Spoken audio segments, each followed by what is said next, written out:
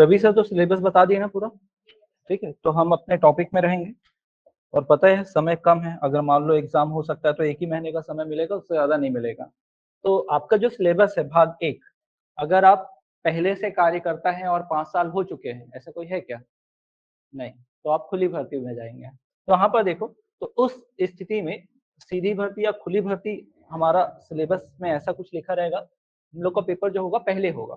और जो परिसीमित वाले हैं, जो पहले से कार्य करता है, उनको क्या मिलता है, 50% आरक्षण मिलता है, रिजर्वेशन मिलता है। ठीक है, 50% क्या मिलेगा उनको, रिजर्वेशन मिलेगा। तो यहाँ ध्यान दो। तो आपके पेपर के कितने भाग हैं? 5। 100 नंबर का हर एक प्रश्न जो होगा 1 नंबर का, तो 100 नंबर का पेपर होने वाला है। भाग 1 में महिला एवं बाल विकास से संबंधित जितनी भी योजना और कार्यक्रम हैं, वो 20 क्वेश्चन रहेंगे। सामान्य मानसिक योग्यता, तो रवि सर ने पहले ही बता दिया होगा। लास्ट ईयर जब एग्जाम हुआ था तब 19 क्वेश्चन यहाँ पर थे, और प्लस जीएस, और जीएस में भी करंट अफेयर 5 क्वेश्चन, आप ये मान के चलो। ठीक है, तो आप ये मान के चलो कि नहीं में भी 18 क्वेश्चन अगर पूछेगा, प्लस 5 क्वेश्चन आपका किससे, करंट अफेयर से, तो बच गया कितना, 18 क्वेश्चन। 1 minute, 17 question. तो 17 क्वेश्चन आपके जीएस के रहेंगे, एकदम कम से कम बोल रहा हूँ, ठीक है। इससे इससे कम नहीं पूछेगा, हो सकता है कि 20 के आसपास पूछे, लेकिन इतना ही पूछेगा आपको जीएस। तो जीएस वाला सेक्शन आपको बता दिए होंगे रवि सर की, इस वाले को हमने इंक्लूड नहीं किया है आज, मतलब ये जो बैच है इसमें जीएस के इस सेक्शन को शामिल नहीं किया, बाकी ये सारा कुछ शामिल है। ठीक है, करंट अफेयर भी जो सुधीर सर बताते हैं वो आपको कवर कराएंगे, बाकी जो होगा वो पूरा का पूरा कवर होगा। जैसे 40 मार्क्स का, 40 मार्क्स में ये मान के चलिएगा 23 मार्क्स के आपके कवर हो जाएंगे। यहाँ पर हिंदी और छत्तीसगढ़ी सर बताएंगे, इंग्लिश होगा, मैथ्स तो रवि सर चालू कर ही चुके हैं। तो जो हमारा सेक्शन है वो देखना है क्या, महिला एवं बाल विकास से संबंधित जितने भी योजनाएं हैं, तो इसको ना हमने क्या किया है, 4 पार्ट में डिवाइड किया है। 1 से लेकर 5 तक ये हमारा एक पार्ट चलेगा। कोशिश करेंगे कि इसको अपन कितने दिन में कवर करें, 5 से 6 दिन में। उससे कम में ही हो जाता है, उससे ज्यादा समय नहीं लगता। आपके पास प्रिंटेड नोट्स रहेंगे, ठीक है, आपके पास क्या रहेगा, प्रिंटेड मटेरियल रहेगा, उसको आपको देखना है और उसी को याद करना है। लिखने का समय क्या करेंगे, कम यूज करेंगे, उसको बेटर करेंगे क्या, ज्यादा से ज्यादा क्वेश्चन अपन सॉल्व करें, उसको याद करना है। ठीक है, तो पहला पार्ट में देखेंगे महिला एवं बाल विकास से के जो उद्देश्य हैं और उसके दायित्व, उनके बारे में पूछा गया है। फिर सक्षम आंगनबाड़ी पोषण 2.0 आईसीडीएस जो था। फिर आंगनबाड़ी सेवाएं, तो सेवाएं जो है 6 प्रकार की सेवाएं हैं आंगनबाड़ी की, और 5 प्रकार के क्या है, उद्देश्य। 6 प्रकार की सेवाएं और 5 प्रकार के उद्देश्य हैं, वो देखेंगे। हितग्राहियों का चयन, तो हितग्राही कौन कौन होते हैं, मतलब कौन कौन इस योजनाओं के तहत क्या किए जाते हैं, लाभान्वित किए जाते हैं। जैसे आपके 0 से 6 वर्ष के बच्चे, गर्भवती माता, फिर शिशुवती माता, फिर उसके बाद देखते हैं आप किशोरियां, ठीक है। फिर एक आयु वर्ग में देखोगे आप कि 15 से 45 वर्ष की जो महिलाएं हैं उनको भी इसमें शामिल किया जाता है, तो वो हितग्राही हो गए। फिर उसके बाद आपको देखना है कि आंगनबाड़ी कार्यकर्ता और पर्यवेक्षक के क्या कर्तव्य और दायित्व होते हैं, ठीक है। तो यहाँ पर जो पहले से भी जॉब में है वहां पर 2 होते हैं, 2 पोस्ट होते हैं, कार्यकर्ता और सहायिका। तो आपको कार्यकर्ता के उद्देश्य और दायित्व देखना है, वैसे ही आपका क्या उद्देश्य रहेगा। तो आप जब बन जाओगे पर्यवेक्षक, तो आपका काम होगा क्या, आपके अंदर में होंगे 25 आंगनबाड़ियां, और जब आंगनबाड़ी में जाओगे, दौरा करोगे, दौरा करने के बाद जो भी आपको आंकड़े मिलेंगे पोषण ट्रैकर ऐप के माध्यम से, वहां पर जो कार्यकर्ता से मिलेंगे उनको कहाँ तक पहुंचाना, परियोजना अधिकारी तक, जिसको बोलते हैं सीडीपीओ, ठीक है। और क्या, आंगनबाड़ी स्वीकृति, तो कितने आंगनबाड़ी कहाँ-कहाँ खोले जाएंगे ये बताया जाता है। जैसे 2 प्रकार के आंगनबाड़ी रहते हैं और 2 प्रकार के क्षेत्र, एक शहरी और ग्रामीण, एक प्रकार का ये ऐसा रहेगा, और दूसरे प्रकार का आंगनबाड़ी बोलेंगे जो कहाँ होगा, आदिवासी क्षेत्र, दुर्गम क्षेत्र में। तो वहां पर ये बोला गया है कि मिनी आंगनबाड़ी भी होगा और मुख्य आंगनबाड़ी भी होगा। तो एकदम संख्या आसान है कि 150 से 400 की जनसंख्या अगर किसी गांव में है या किसी क्षेत्र विशेष में है, तो वहां पर एक मिनी आंगनबाड़ी खोलेंगे। कितना आंगनबाड़ी खोलेंगे, एक मिनी आंगनबाड़ी खोलेंगे। और वही मुख्य आंगनबाड़ी, मिनी आंगनबाड़ी बता रहा हूँ, ठीक है। 150 से कितना है, 400 शहरी में, और ग्रामीण में कितना है, 300, ठीक है। फिर उसके बाद मेन आंगनबाड़ी की अगर बात करूं तो 400 से 800 की जनसंख्या में, और यहाँ पर मेन आंगनबाड़ी कितना होगा, 300 से 800 की जनसंख्या में। समझ में आया? तो ये मापदंड हुए। तो इस मापदंड में आपको क्या देखना है कि कितने आंगनबाड़ी जो है अभी स्वीकृत है। ऐसे कितने आंगनबाड़ी हैं स्वीकृत, मतलब कितने प्रपोज्ड हैं, ठीक है, कि होने चाहिए। तो पता चलेगा आपको 4666 जो है प्रपोज्ड है, लेकिन अभी वर्किंग कंडीशन में कितना है, तो 46140 ऐसा कुछ, इतने क्या है चल रहे हैं वर्किंग कंडीशन में। वैसे ही मिनी आंगनबाड़ी अगर देखोगे तो 5814 मिनी आंगनबाड़ी स्वीकृत हैं, प्रपोज हैं, कितने होने होंगे अपने राज्य में करके, लेकिन 56-54 के आसपास क्या है आपका वर्किंग कंडीशन में है अभी। समझ में आया? तो ये है कुछ-कुछ चीजें याद करनी है। फिर पोषण संबंधी कौन-कौन सी जानकारियाँ होती हैं। इसमें आपको संतुलन भोजन के बारे में पढ़ना है कि गर्भावस्था में जो महिला होंगी उनको कितना भोजन करना चाहिए, तो आपको पता चलेगा 300 कैलोरीज जो है उनको एक्स्ट्रा भोजन चाहिए होगा, 15 ग्राम प्रोटीन, 10 ग्राम वसा, ऐसा करके पूरा पढ़ेंगे। फिर गर्भावस्था के दौरान और कौन-कौन सा ख्याल रखना चाहिए, प्रसव के दौरान शिशुवती माता है तो कौन सी, शिशु जब आ गया, फिर उसके बाद स्तनपान कैसे कराना है, ये संपूर्ण जानकारी। फिर कुपोषण क्या होता है, वृद्धि निगरानी क्या है, वजन त्योहार क्या है। छत्तीसगढ़ में वजन त्योहार जो है 2012 से आया है और इसका डेटा आपको याद करना है। जब ये वजन त्योहार चालू हुआ था तो लगभग 40% के आसपास कुपोषण दर था, है ना? कि प्रत्येक माह में आंगनबाड़ी में क्या किया जाता है, साल में वजन त्योहार मनाया जाता है और क्या किया जाता है, बच्चों को तौला जाता है। तो तौल के हिसाब से उसका देखा जाता है, एज देखा जाता है और उसके हिसाब से उसका वेट देखा जाता है। कम हुआ तो क्या बोलेंगे, बच्चा किसी न किसी कारण से कुपोषित है। तो पहले जब 2012 में शुरू हुआ था तो उस समय क्या था कि लगभग 40% बच्चे कुपोषण का शिकार थे। 100 में से जाते थे तो 40 बच्चों का वेट उनके आयु के हिसाब से कम होता था। और अब हो गया है ये डेटा 17.76, मतलब 100 बच्चे अगर जाएँगे आंगनबाड़ी में तो उसमें से 17.76 बच्चे जो हैं वो क्या होंगे, कुपोषित होंगे। समझ में आया? तो वो डेटा देखना है। फिर शिशु मृत्यु दर क्या है, मातृ मृत्यु दर क्या है, फिर किस-किस अवस्था में कौन-कौन सा टीकाकरण लगेगा, तो माताओं को केवल एक ही प्रकार का टीका लगता है, वो भी टिटेनस का। जब गर्भ का पता चल जाता है उसके तुरंत 1 टीका और दूसरा टीका 4 हफ्ते बाद या 28 दिन के बाद तुरंत 2 टीका, बस 2 ही टीका लगेगा। समझ में आया? ठीक है। आगे देखते हैं तो बच्चों में होने वाली बीमारी, अब बीमारी जो है कई बीमारी जो है विटामिन्स की कमी से होती है और कई पोषक तत्व की कमी से होती है और कई जो है कोई विषाणु आ गया, कोई जीवाणु आ गया, बैक्टीरिया, वायरस और फंगस, कवक जिसको बोलते हैं, तो उनसे। तो ये तो आसान है। आप किसी भी एग्ज़ाम की तैयारी जब करते हैं तो वहाँ पर भी ऐसे ही वाले क्वेश्चन हैं, तो इसमें क्वेश्चन एकदम आसान-आसान पूछते हैं, यहाँ तक। तो ये अपना पहला सेक्शन होगा। तो 4 हफ्ते हैं अपने पास, ये मान के चलते हैं अपन 4 सेक्शन बाँट के चलेंगे। ये होगा पहला सेक्शन, इसको पहले हफ्ते में कंप्लीट करना है और कंप्लीट करने के साथ क्या करना है, इसके जितने ऑब्जेक्टिव हो सकते हैं उतने ऑब्जेक्टिव सॉल्व करना है। ठीक है? चलो, फिर उसके बाद है सेकंड, यहाँ पर है राज्य की योजनाएँ। तो राज्य की योजना ज़्यादा टाइम नहीं लगेगा। मेरे ख्याल से इसमें 3 दिन लगेगा। ज़्यादा इसमें डेटा है नहीं, 3 दिन लगेगा और 3 दिन के बाद क्या करेंगे अपन, ऊपर जो हमने पढ़ा है और नीचे दोनों के केवल ऑब्जेक्टिव सॉल्व करेंगे या रिवीजन कर लेंगे दोनों का। ठीक है? 3 दिन में अगर ये पढ़ेंगे तो 2 दिन रिवीजन कर लेंगे और 1 दिन ऑब्जेक्टिव सॉल्व कर लेंगे। तो यहाँ पर क्या दिया हुआ है, मातृत्व वंदना योजना, महिलाओं को 5,000 रुपए मिलता है, क्यों, कैसे, ये सब बताऊँगा। महिला सशक्तिकरण के लिए जो केंद्र बने हुए हैं, उसके बारे में बताएँगे। शक्ति सदन क्या है, सखी निवास क्या है, तो शक्ति सदन जो है संकटग्रस्त जो महिला हैं, उनसे संबंधित क्या है, शक्ति सदन है। फिर सखी निवास, फिर उसके बाद देखेंगे सखी वन स्टॉप सेंटर। तो यहाँ पर देखो जो क्या बोलते हैं संकटग्रस्त महिलाएँ होंगी, ह्यूमन ट्रैफिकिंग का शिकार हुई होंगी, उनके लिए शक्ति सदन है। फिर सखी निवास हॉस्टल है एक टाइप का। क्या है? हॉस्टल। तो पहले सिलेबस में इसको बोला जाता था कामकाजी महिलाओं के लिए हॉस्टल सुविधा। पुराना वाला सिलेबस देखेंगे तो वो लिखा वही चीज़ है ये, ठीक है? अभी नाम चेंज कर दिया है। फिर क्या है, सखी वन स्टॉप सेंटर। इसके तहत क्या किया जाता है, सेम यहाँ पर, लेकिन यहाँ पर क्या है, घरेलू हिंसा से प्रभावित महिलाओं को सहायता मिलेगी यहाँ पर किसी भी स्थिति में। हो सकता है ह्यूमन ट्रैफिकिंग में हो सकता है इनको खरीदी बेचा गया हो सकता है इनको किसी स्थान पर ले जाकर बंधुआ मजदूर बना दिया गया हो, तो ये सारा कुछ। बेटी बचाओ बेटी पढ़ाओ 22 जनवरी से क्या शुरू हुआ है, 22 जनवरी से शुरू हुआ 2015 से, ठीक है? इसके साथ एक सुकन्या समृद्धि योजना का भी क्या किया जा रहा है, संचालन किया जा रहा है सरकार के साइड से।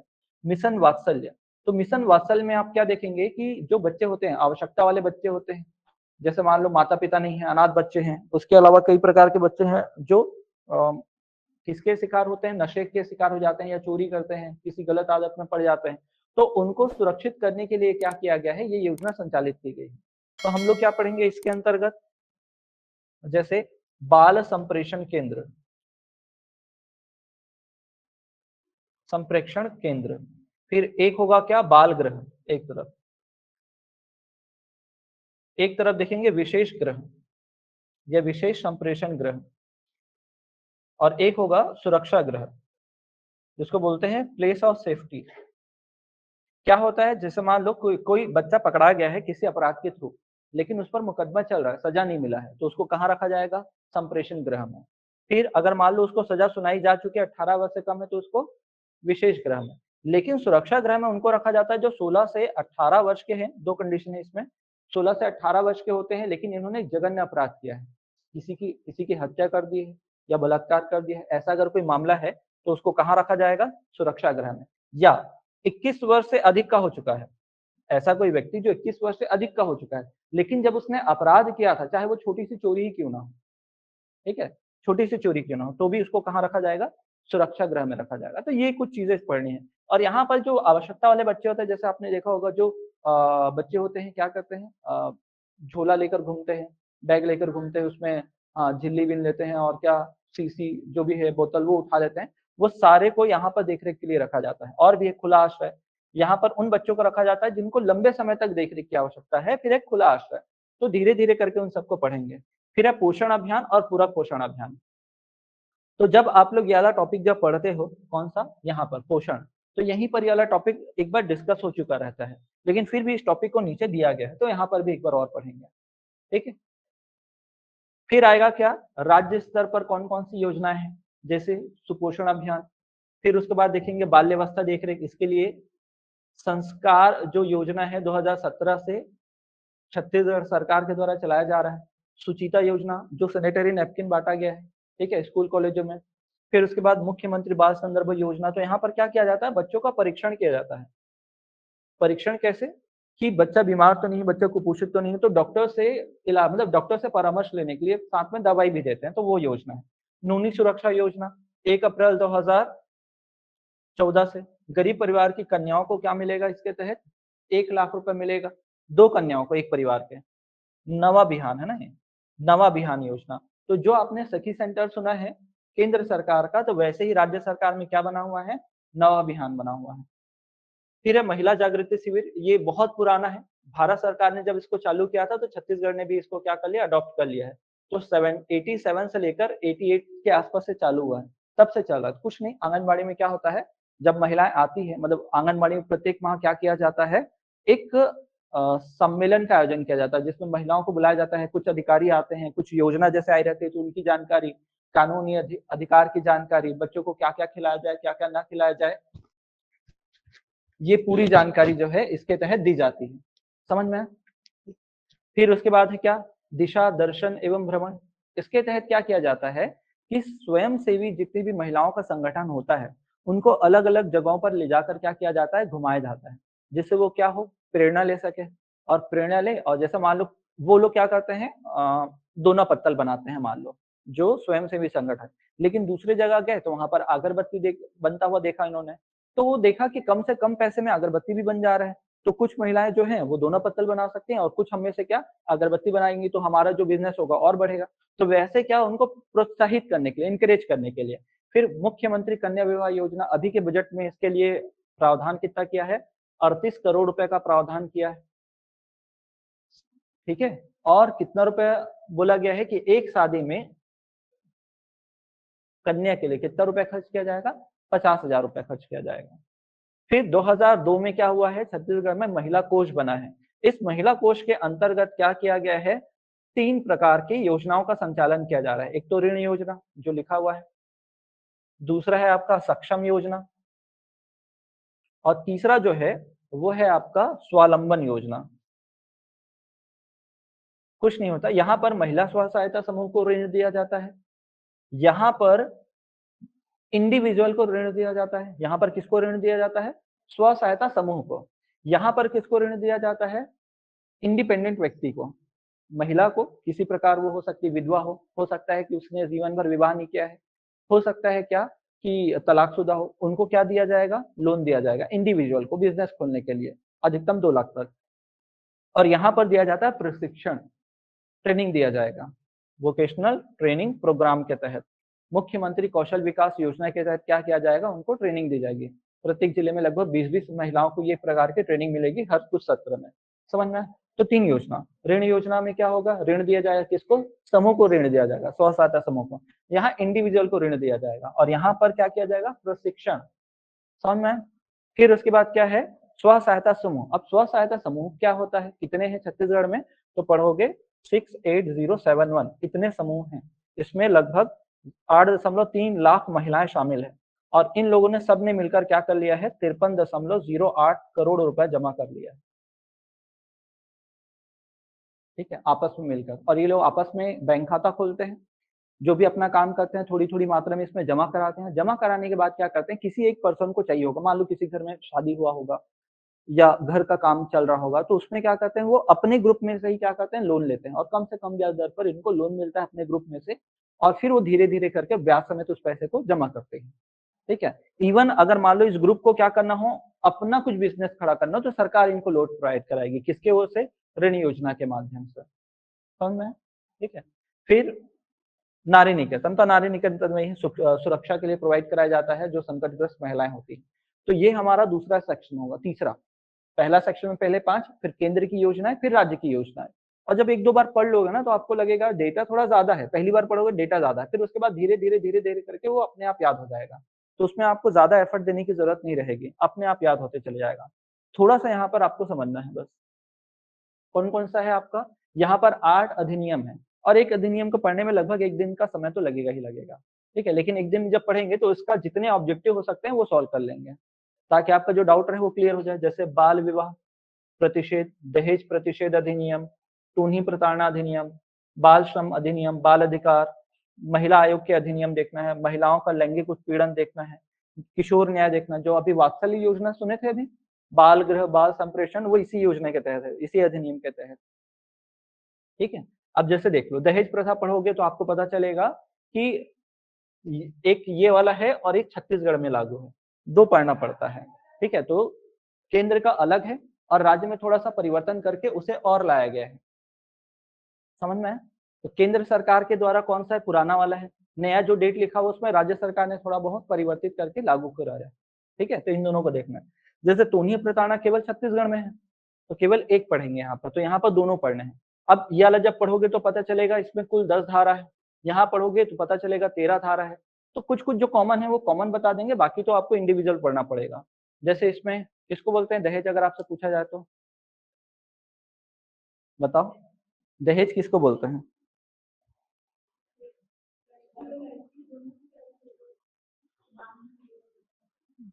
ठीक है। पहले दिमाग में तो ये आता है ना कि लड़कों के द्वारा जो माँगा जाता है, ठीक है? माँगने पर ही याद रखना, ठीक है? पहले हमारे दिमाग में आता था कि जो लड़के लोग माँग रहे हैं वही दहेज है, ठीक है? नहीं, लड़की पक्ष भी माँग सकते हैं, दोनों माँगते हैं, दोनों में है ना लेन-देन। वहाँ पर कभी भी वर पक्ष और कन्या पक्ष का शब्द का यूज़ नहीं किया गया है, लेन-देन पर, ठीक है? लेना-देना हो गया है और कोर्ट मामला में पहुँच गया, मतलब ये जो मामला है कोर्ट में पहुँच गया तो बोला गया है मिनिमम 15,000 रुपए जुर्माना प्लस 5 साल। अगर केवल माँग की गई है, तो 2 साल, ठीक है? और 10,000 चलो, वो पढ़ेंगे आराम से, जब यहाँ तक पहुँचेंगे। तो अभी देखना है क्या, बाकी तो सब सर बता दिए हैं, तो मैं अपने टॉपिक में जाऊँगा। टॉपिक में हम लोग कहाँ से स्टार्ट करेंगे? ठीक है। टॉपिक में हमारा जो सेक्शन रहेगा, हम लोग यहाँ से चालू करेंगे, मिशन से। कहाँ से स्टार्ट करेंगे? जो केंद्र सरकार की योजना है, वहाँ से चालू करेंगे, तो आपके लिए जो पढ़ना होगा, वो थोड़ा आसान हो जाएगा। ठीक है? कल से क्लास में आप लोगों को क्या मिलेगा? प्रिंटेड नोट्स मिलेगा। इस पूरे सेक्शन को एक साथ क्या कर दिया जाएगा? प्रिंट करके दे दिया जाएगा। लाइव क्लास के लोगों को भी भेज दिया जाएगा।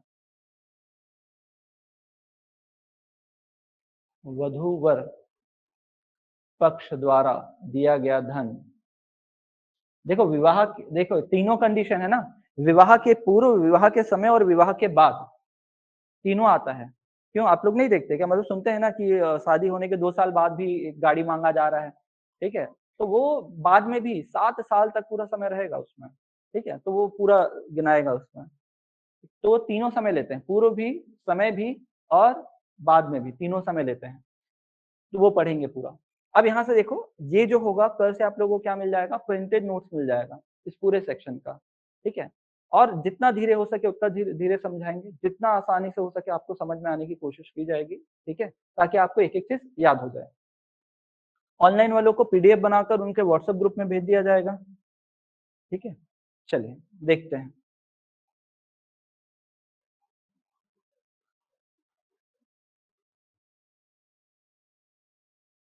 अच्छा, क्वेश्चन कैसे आता है वो तो देख लो। क्वेश्चन पे तो डिस्कस हुआ नहीं था। जैसे देखो, विटामिन की कमी से होने वाले जो रोग हैं, उनके बारे में चर्चा करिए थोड़ा, ठीक है? क्वेश्चन दिख रहा होगा आप लोग को? ठीक, चलिए। जैसे विटामिन जो आपको पता है वो देखो, ए की कमी से तो पता है आँख से संबंधित कोई बीमारी होती है। तो देख लो, डी में 4 का हमें क्या चाहिए? ए चाहिए। एक ही जगह दिख रहा है बस, ठीक है? इस टाइप के क्वेश्चन थोड़े आसान हो जाते हैं, 1-2 पता है तो आप बना लोगे। के की कमी से जो होता है देखो, ई की कमी से क्या होता है? बांझपन वाली बीमारी होती है। सी की कमी से दाँतों से रिलेटेड होता है, स्कर्वी रोग हो जाता है, मुसड़े सूज जाते हैं, ठीक है? और डी की कमी से के की कमी से हड्डी रोग और साथ ही क्या? रक्त के थक्के नहीं बनते, ब्लड क्लॉटिंग नहीं होती, वो भी पढ़ा होगा। फिर देखो, जब ये क्वेश्चन पूछा गया था 2021 में, उस समय का डेटा पूछा गया है, क्योंकि आपने पढ़ा है ना मातृत्व मृत्यु दर और शिशु मृत्यु दर लिखा हुआ है करके, पढ़े हैं ना? ठीक है? तो इस समय भारत का अगर देखा जाए तो भारत का है 97 मातृत्व मृत्यु दर। 1 लाख में जब महिलाओं का जन्म मतलब महिला जब बच्चे को जन्म देती है तो 42 दिन के अंदर अगर उनकी किसी भी कारणवश अगर उनकी मृत्यु हो गई, तो उसको मातृ मृत्यु दर के अंतर्गत गिना जाएगा। कितने दिन के भीतर? 42 डेज़ के अंदर अगर उनकी मृत्यु हो गई तो, ठीक है? तो इंडिया के लेवल में देखा जाए तो 1 लाख में कितनी महिलाएँ? 97, ठीक है? 97 और छत्तीसगढ़ में कितना है? 137। इसको लाना है 100 तक, ठीक है? इसको लाना है कितने तक? 100 तक। तो अभी अगर पूछेगा तो ये वाला डेटा आपको याद रखना है। समझ में आया? ठीक है? अगला क्वेश्चन देखिएगा, ये क्वेश्चन रिपीट हो गया ना? यहाँ देखिएगा, जैसे ये मुख्यमंत्री कन्या विवाह योजना के अंतर्गत आर्थिक रूप से कमजोर परिवार की कन्याओं को विवाह हेतु कितना दिया जाएगा अब, ठीक है? लेकिन ये याद रखना बजट में घोषणा हुआ है 2023-24 में। 23-24 के बजट में घोषणा हुआ है, ठीक है? दिया भी जा रहा होगा, लेकिन अभी याद रखना अभी-अभी इसकी घोषणा हुई है। जब हम पढ़ेंगे ना तो इसमें बताएँगे कितना रुपए किस चीज़ में खर्च हो रहा है। 21,000 रुपए पहले 5,000 रुपए का बैंक ड्रॉप मिलता था, कि लो भैया 5,000 रुपए का बैंक ड्रॉप कभी भी आपको ज़रूरत पड़े तो उसको तुड़वा लेना। लेकिन अब जो है 21,000 रुपए का बैंक ड्रॉप मिलेगा। चलो देखते हैं। देखो, ऋण योजना, अब ऋण योजना जो पढ़ रहे थे उसमें 3% का ब्याज दर निर्धारित है, 3% ही लिया जाएगा। चाहे पहले 6 था फिर सवा 5 पहले सवा 6 था फिर उसके बाद 5 किया गया अब 3 कर दिया गया है। तो इसमें क्या बोला गया है, याद रखना 3% का ब्याज दर है। तो यहाँ पर देखो क्या है, महिलाओं को आर्थिक और सामाजिक रूप से सशक्त बनाना, ठीक है। स्व सहायता समूह को आसान शर्तों पर ऋण उपलब्ध कराना, यौन उत्पीड़ित एचआईवी पॉजिटिव महिलाओं को ऋण देना 2017-18 से इनको शामिल किया गया है। जब पढ़ेंगे तो पता चल जाएगा। यहाँ पर लिखा हुआ है क्या, बिना ब्याज के ऋण देना, तो बिना ब्याज के ऋण नहीं है, 3% वार्षिक ब्याज, ठीक है, साधारण ब्याज की दर पर। फिर मातृत्व वंदना योजना का उद्देश्य नहीं है। तो मातृत्व वंदना योजना में क्या होता है, देख क्या होता है पहले इसको सुन लेते हैं फिर क्वेश्चन में आएँगे तो समझ में आ जाएगा। क्या होता है इस योजना के तहत कि जो भी गरीबी रेखा की महिला है, कोई भी महिला जो सरकारी जॉब में नहीं होनी चाहिए और इस प्रकार की योजना का उनको लाभ नहीं मिलना चाहिए कोई और, जिसमें उनको पैसा मिल रहे हों, ठीक है? क्या मिलेगा उनको, 5,000 रुपए पैसे मिलेंगे। पहले 3 किस्त में मिलते थे, अब 2 किस्त में मिलेंगे। पहले 3 किस्त में मिलते थे, अब कितने किस्त में मिलेंगे? 2 किस्त में। पहले संतान में और दूसरी संतान अगर कन्या हुई तो सीधा एक किस्त में क्या मिलेगा, 6,000 रुपए मिलेगा। पहली संतान के समय चाहे वो लड़का हो चाहे लड़की, कितना मिलेगा? किसी भी वर्ग की हो ना, किसी भी वर्ग की हो, ठीक है? यहाँ पर ये नहीं बोला गया कि गरीबी रेखा की हो, किसी भी वर्ग की हो, ठीक है? उनके पति क्यों ना गवर्नमेंट जॉब में हो, अगर इस योजना में उनका नाम लिखाया गया है जब वो गर्भ अवस्था में थी और उन्होंने जाके नाम अपना पंजीकृत कराया तो उनको मिलेगा, ठीक है? तो क्या मिलेगा उनको? 5,000 रुपए पहले संतान पर, चाहे लड़का हो चाहे लड़की। लेकिन 2021 में संशोधन हुआ, इसमें बोला गया अगर दूसरी कन्या होती है तो उनको 6,000 रुपए मिलेगा। और ऐसा क्यों दिया जा रहा है? क्योंकि अगर मान लो ये कोई महिला अगर गरीब परिवार से वो रोजी-रोटी मतलब मज़दूरी करती है, तो लास्ट के समय में वो कोई किसी भी प्रकार का काम नहीं करती। गवर्नमेंट जॉब में क्या होता है 6 महीने का लीव मिल जाता है, मैटरनिटी लीव, है ना? प्लस पैसा भी उनको मिल ही रहा है तो उनको तो देने की ज़रूरत नहीं है। लेकिन जो गरीब परिवार के होंगे उनकी आर्थिक सहायता करने के लिए, साथ ही जब वो पैसा मिलेगा तो वो सही पोषण ले पाए, इसलिए उसके लिए योजना को चालू किया गया है। तो देखते हैं गर्भवती हितग्राही महिला के मजदूरी में हुई हानि की पूर्णता क्षति के लिए, फिर गर्भावस्था एवं प्रसव के दौरान उपयुक्त पद्धति देखरेख सेवाओं के उपयोग के लिए, फिर उसके बाद क्या है शिशु के जन्म के बाद यथाशीघ्र पहले 6 महीने तक केवल स्तनपान कराने के लिए। तो ये नहीं है, ये नहीं है इसका उद्देश्य, ये दोनों है, ठीक है? ये दोनों है। देखेंगे आगे और भी होगा तो। स्व सहायता समूह में लागू नहीं होती, तो आप पढ़ोगे तो क्या ये वाला आपको लागू नहीं होगा। समूह निर्णय नहीं लेते भाई, सामूहिक लेते हैं तभी तो स्व सहायता है ना, समूह है। यहाँ देखते हैं अपनी समस्या समाधान हेतु लोगों का योजना शामिल होना क्या कहलाता है, ये अभी के सिलेबस में शामिल नहीं है। अभी के सिलेबस में हटा दिया गया है, क्वेश्चन मैंने यहाँ शामिल कर दिया था, लेकिन अभी सिलेबस से हट गया है, सहभागिता समूह ये वाला हट चुका है। एकीकृत बाल सेवा अभी इसके समय क्या बोला जाता है सक्षम आंगनबाड़ी पोषण 2.0 करके पढ़े हो। तो इसमें क्या-क्या था हितग्राही याद करो, जन्म से 6 वर्ष के बच्चे, ठीक है। गर्भवती और स्तनपान कराने वाली महिला, ये भी सही है, मतलब इसमें आंसर क्या लेना पड़ेगा आपको 2। अधिनियम 61, ठीक है। जब इसको पढ़ते थे दहेज प्रथा अधिनियम, तो संपूर्ण भारत पर जम्मू कश्मीर के राज्य के सिवाय पहले ये आंसर होता था, क्योंकि आपको भी पता है आर्टिकल 370 लागू हुआ करता था कहाँ, जम्मू कश्मीर में, ठीक है। तो वहां अलग लॉ चलता था, लेकिन आप ध्यान देना 31 अक्टूबर 2019 से आर्टिकल 370 एबोलिश कर दिया गया, खत्म। तो वहां पर भारत में चलने वाले जितने भी अधिनियम है सब वहां पर लागू है। तो क्या आएगा इसका उपरोक्त सभी, ठीक है। क्या लेंगे आप आंसर, उपरोक्त सभी लेंगे। फिर आगे देखते हैं क्या है। तो आंगनबाड़ी सेंटर द्वारा संचालित नहीं की जाती, तो वहां पर औपचारिक शिक्षा नहीं दी जाती, वहां पर दी जाती है क्या अनौपचारिक शिक्षा, ठीक है। मतलब बोलना लिखना पढ़ना सिखाया जाएगा, लेकिन उनका कोई टेस्ट लिया जाता है क्या, नहीं लिया जाता, बाकी ये सब कुछ होता है।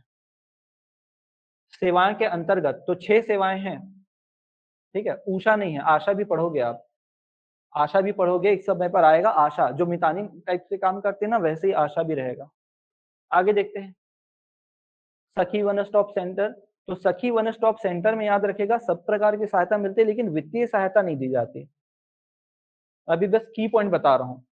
मतलब क्या हो जाएगा, आपातकालीन सहायता, चिकित्सीय सहायता, विधिक सलाहकार, ठीक है, इवन आश्रय भी उनको मिलेगा, मनोवैज्ञानिक सलाहकार भी मिलेंगे, लेकिन किसी भी प्रकार की उनके पैसे से मदद नहीं की जाती। तो ये क्या हो जाएगा, गलत हो जाएगा।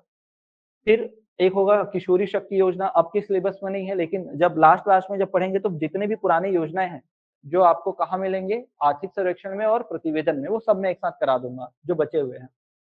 बाकी सुपोषण अभियान भी देखेंगे। सुपोषण अभियान के 2 उद्देश्य हैं। पहला है जन्म से लेकर 6 मतलब 0 से 6 वर्ष के बच्चों को कुपोषण और एनीमिया दोनों से बचाना। और दूसरा क्या है, जो महिलाएं हैं 15 से 49 याद रखना, 15 से 49 वर्ष की महिलाएं हैं उनको एनीमिया से बचाना।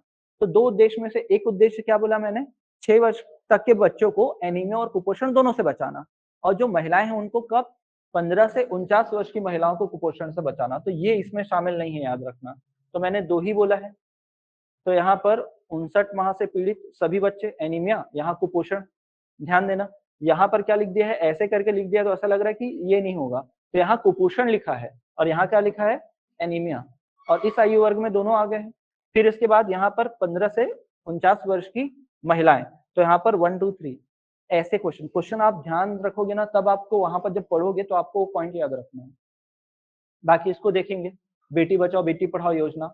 भारत में लगातार क्या हो रहा था, जो छोटी बच्ची उनका जो अनुपात है, लिंगानुपात, वो लगातार कम हो रहा था। लिंगानुपात मतलब समझते हैं ना, प्रति 1000 लड़कों में लड़कियों की संख्या, ठीक है। भारत में भी क्या है, 300 जन्म से लेकर 6 वर्ष तक के, 6 वर्ष की आयु तक में लगभग 918 हो चुके हैं, ठीक है। तो बहुत कम है, जनसंख्या जो है बहुत ज्यादा कम है। छत्तीसगढ़ में तो फिर भी ठीक है, लेकिन भारत की स्थिति में कमजोर है। और तो हरियाणा की बात करें तो वहां तो 834 है। तो आगे जाके क्या होगा फिर, लड़कियां नहीं रहेंगी, ठीक है। समझ में आ रहा है, जैसे हरियाणा में आज भी क्या होता है, हरियाणा में केवल लड़के लड़के, लड़कियां होती तो पता है, ठीक है, कुछ ना कुछ या तो भ्रूण हत्या हो जाती। तो वहां पर लड़कियां नहीं है, तो वहां के लोग क्या करते हैं, बाहर बाहर से लड़कियों को विवाह करके लेके आ दूसरे राज्यों से, तो उस स्थिति को सही करने के लिए और लड़कियों की जन्म दर मतलब हमारे लिंगानुपात को सही करने के लिए क्या किया गया, इस योजना का संचालन किया गया है। इस योजना में ये बोला गया है कि आपकी अगर बच्ची होती है तो सुकन्या समृद्धि योजना खुलाएं, उसमें कुछ पैसे डालें, सरकार भी आपको उसमें मदद करेगी। 21 साल के बाद उसको बहुत सारा मैच्योरिटी धन मिलेगा। 14 साल तक जमा करना है और 21 साल के होने पर बच्ची को बहुत सारा पैसा मिलेगा। जैसे ये बोला गया साल के अगर 1.5 लाख रुपए आप जमा करते हो, ठीक है, तो टोटल 14 साल में कितना होता है, 21 लाख रुपए। लेकिन जब मैच्योर हो जाएगा पैसा, ठीक है, उसका ड्यूरेशन कंप्लीट हो जाएगा 21 साल, तो उसको 72 लाख रुपए मिलेंगे। ठीक है, और वो पूरा टैक्स फ्री रहेगा, उसमें कोई भी सरकार आपसे टैक्स नहीं लेगी। समझ में? तो उस प्रकार की योजना है ये। फिर एक है वेंडिंग मशीन सैनिटरी नैपकिन का, तो कौन सा था, सुचिता, यानी क्या होता है, स्वच्छता ही होता है। संस्कार अभियान तो क्या था, बच्चों लोग के लिए था। उसमें क्या किया जाएगा, जन्म से लेकर 6 वर्ष तक के बच्चों को पोषण दिया जाएगा। साथ ही क्या किया जाएगा, अनौपचारिक शिक्षा दी जाएगी, शाला पूर्व शिक्षा, और आंगनबाड़ी केंद्रों का उन्नयन किया जाएगा। तो ये सब काम कहाँ होगा, आपके आंगनबाड़ी में, तो ये सभी होगा। तो जब ये योजना पढ़ेंगे वहां पर देखेंगे। मैंने बताया था संस्कार योजना या संस्कार अभियान, ठीक है, 2017 में चालू हुआ है। मैंने स्टार्टिंग में लिखा होगा, यहाँ पर देखो, ये प्रारंभिक बाल्यावस्था देखरेख शिक्षा संस्कार योजना, यहाँ पर बताया मैंने आपको।